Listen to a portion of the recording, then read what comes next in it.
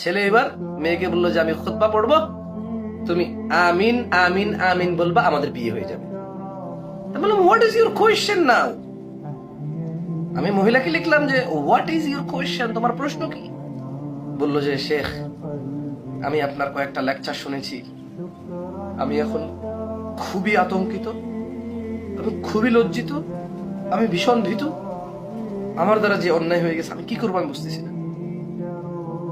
কারণ ওর সাথে কি আমার বিয়ে হয়ে গেছে, তাইলে আমার তো বাবা মা জানে না।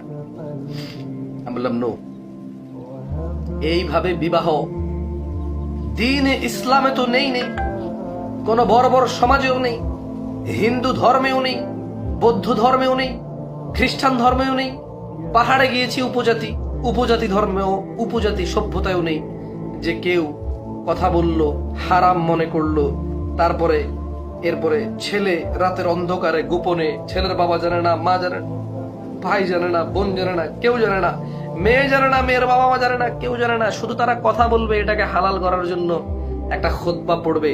আরে একটা খুতবা তো দূরের কথা, কোরআনুল কারীমে 30 পারা 114 সূরা যদি পড়ে তারপরে যদি কোনো মেয়ে আমিন বলে, এভাবে কি বিবাহ হয়? আমি বললাম বোন তুমি বলো, তোমার এলাকায় কি এরকম এর আগে বিবাহ হয়েছে? বলে যে না। আমি বললাম তুমি বলো, এভাবে কি কোনো সমাজে বিবাহ হইতে তুমি দেখছো? বলে যে না।